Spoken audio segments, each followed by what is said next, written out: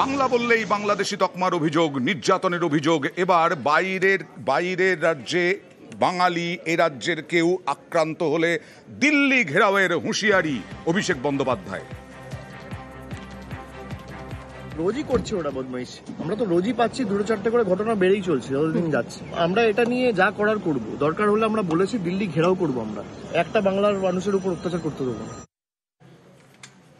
আর পা ভাঙা অবস্থায় ফিরলেন এক পরিযায়ী শ্রমিক, গোয়ালপুকুরে তার বাড়ি। সেখানে ফিরলেন কেন? আতঙ্কে। পুলিশের মার, বাংলা বলায় পুলিশের মার। বাংলাদেশি হিসেবে তিনি অস্বীকার করেছিলেন যে তিনি বাংলাদেশি নন, কিন্তু তাকে বাংলাদেশি বলানোর জন্য জোর করেছিল পুলিশ, এমনটাই অভিযোগ। তারপরে নাকি উল্টো করে মেরে পা ভেঙে দিয়েছে। আর কোনোদিন হরিয়ানায় নিয়ে যেতে চান না, পাঠাতে চান না এই পরিযায়ী শ্রমিকের পরিবার। যেটা ফ্যাক্টরিতে আমরা করছিলাম কাজ, ওই ফ্যাক্টরিতে পুলিশ আসে, আমাকে নিয়ে গেল। আমাকে বলছিল কি তুমি বলো কি আমি বাইরে, মানে বাঙালি না, বাংলাদেশে বলছিল। উল্টায় হাত পা বাঁধে পায়ের তালুতে মারা হচ্ছিল। কয়জন পুলিশ মিলে মারতো? 4 জন। একজন বসে থাকতো উপরে, আর 2 জন হাত ধরতো, আর 2 জন মারতো। তুমি বলনি যে আমি ভারতীয়, আমি পশ্চিম বাংলার বাসিন্দা? আমি বলছিলাম কি আমার ভারতীয়, কিন্তু ও কথাটা মানেনি। ও বলছে না তুমি বাংলাদেশি। পাটা ওরাই ভাঙলো, মেরে ভাঙছে। হ্যাঁ, মেরে ভাঙছে পাটা। তো কতদিন তোমার উপরে প্রচার করেছে? 3 দিন। ও তো ওখানকার পুলিশ ওকে মারধর করেছে, আমি অবাক হয়ে গেলাম। আমি দেখে পটা ফ্র্যাকচার করে দিয়েছে, ভেঙে দিয়েছে, তারপরে কোমরটাতে চোট এসছে, তারপরে জল দিয়ে মাথাতে এবার মারা স্টার্ট করেছে। শুধু একটা কথা বলছে যে তুমি বলো কি আমি বাংলাদেশি। কিন্তু বাংলাদেশি নেই তো কি করে বলবে বাংলাদেশি আমি? ইনার বাড়িটা আজকে আপনি দেখালেন, কত সুন্দর বাড়ি করেছিল। হ্যাঁ, মামলা তো আমরা করবো, 0 এফআইআর করবো আমরা হরিয়ানা পুলিশের এগেনস্টে। আপনারা করবেন? হ্যাঁ, না এখানকার লোক করবে, যে মার খেয়েছেন উনি করবেন। 18ই জুলাই দিল্লি পুলিশের হাতে 2 শ্রমিক, পরিযায়ী শ্রমিক, তারা আটক হয়েছিলেন। তারা বাড়ি ফিরলেন, নদিয়ায় বাড়ি। সেই আশ্বস্ত এখন বাড়ি ফিরে স্বস্তি। 3 মাস আগে রাজমিস্ত্রির কাজে দিল্লিতে পাড়ি। জেলা প্রশাসনের উদ্যোগে ঘরে ফিরলেন 2 শ্রমিক।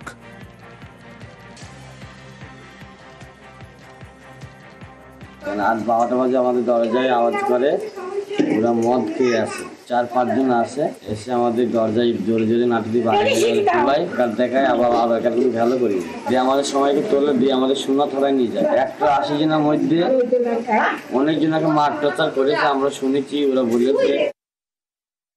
ওখানে আটকে 1 সপ্তাহ ওখানে আটকে রেখেছিল, এখন ভালোই আছে। আমার ভাই বাড়ি চলে এসছে, এটাই খুশি। আবার যদি যেতে চাই কাজে, কি যেতে দেবে?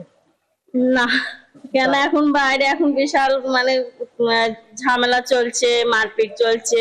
বাংলাতে কথা বললেই ধরবে, আধার কার্ড ভোটার ছবি দেখাচ্ছে, তাও প্রমাণ তারা মানছে না, বলছে এগুলো 200 টাকা দিয়ে বানিয়ে নিয়ে এসছে নকল। আমরা কাজে গেছিলাম হরিয়ানা, ওখানে আমাদের 11 জনকে তুলেছিল। আধার কার্ড দেখাচ্ছি, বলছে আধার কার্ড কোনো কিছু লাগবে না, এইসব ফেলে দাও। তারপর ওখান থেকে আমাদের সোনা থানায় নিয়ে যায়। সোনা থানায় নিয়ে যেয়ে ওখানে আমাদের সব কিছু জিজ্ঞাসা করে আমাদেরকে খাতায় সাইন করে মানে ছেড়েছে।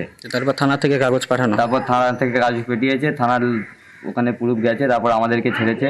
যারা বাংলায় কথা বলছিল তাদেরই শুধু? হ্যাঁ, তাদেরই তুলছে। বেশিরভাগই এই রাজ্যেরই বেশি, আর আসামের বেশি। কেউ বলছে নাকি খুবই মেরেছে, হাত পা বেঁধে জলে চুবিয়েছে।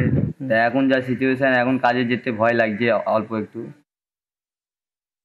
এখন মোটামুটি আপনারা সন্তুষ্ট, মানে ছেলে যে ঘরে ছেলেকে দেখে তবেই শান্তি পেলাম যে বাড়িতে ছেলে এসেছে। যেতে দিতে ভয় হচ্ছে, জানে যে আবার যায়, আবার ধরে।